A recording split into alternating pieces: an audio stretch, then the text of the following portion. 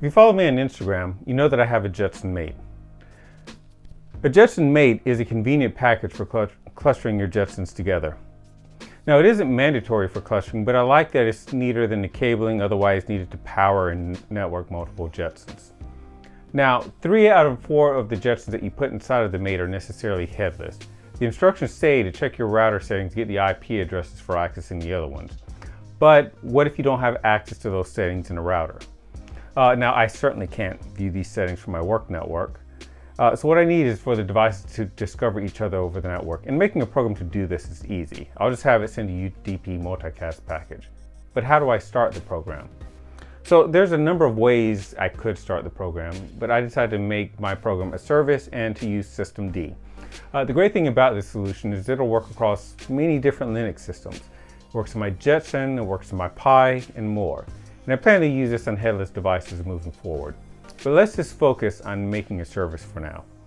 In this video, I only wanted to talk about running a program as a service. I'll talk about the multicast solution in another video. By the way, all of this code is available on GitHub for you to grab. You can find it at this URL. Now, I'm going to use this code as a very simple service. All it does is it just counts with a delay between each cycle. And the count is printed to the console. Now, building this is just a 2-step process. First run cmake space period, and then run make. After those commands, the program is ready to run. We can type the name of the executable to run it. You should see the program starting to count about every 2 seconds.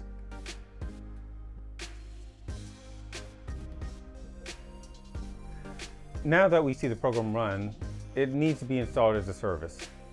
To run it as a service, I need a service description file. The service description file contains several items of information about the service.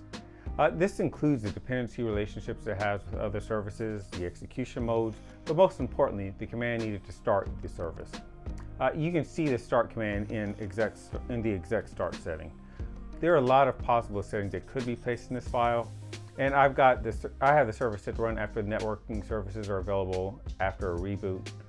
But more information on the meaning of these settings can be found in a blog post for this video. To deploy this service, I just copy the executable in the service settings file to another folder, and I alter the permissions on the settings file to ensure that it's readable. Now, I have the system reload all the information on its services, which includes my new service. And then I enable my service so that it will run at reboot. And I just go ahead and start it now so that I don't have to wait for the next reboot to see it start to run. All of this is in a script so that I don't have to remember the commands. Run the script deploy.sh from the code repository to perform all of these steps. The last command in the script queries the service status. This will print out the last few lines that the service has printed. Here you can see the program has printed the first lines of output. Now you can check the service status using the systemctl command.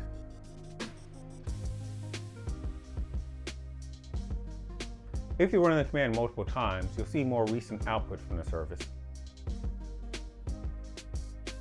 To test that's really working, we need to reboot.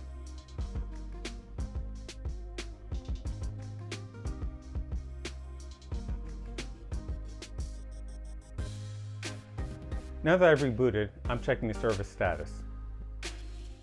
And I can see service output, so the service is running. If I run it a few more times, I'll see more updated output. Earlier I said that this code will also run on a Jetson or a Pi, but I only let you see it run on a Pi. So I'll very quickly get it up and running on a Jetson.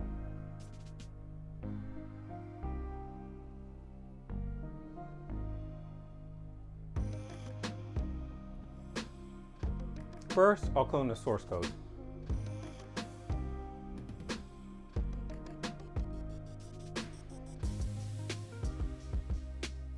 Now, I run the build commands.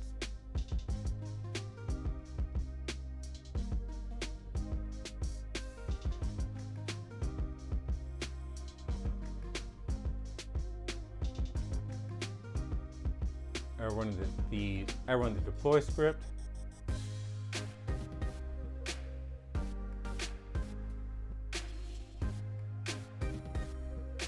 And now I reboot.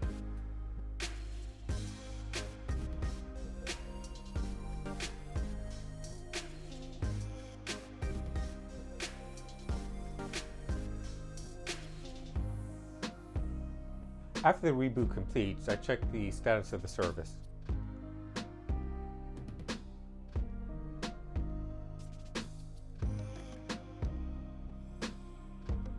And I see program output, so the service is running. Checking the status again shows more recent output. So great, I can create a program that runs as a service now. And now I still have a bit more work to do in my multicast solution. So there's a few quirks that need to be addressed. But once those are taken care of, I'll update the source code on GitHub, and of course, I'll make another video. Now, you can find this information on my blog in written form at blog.j2i.net. And you can find more content like this on my other social media accounts. So be sure to like, subscribe, and follow to keep up. Until next time.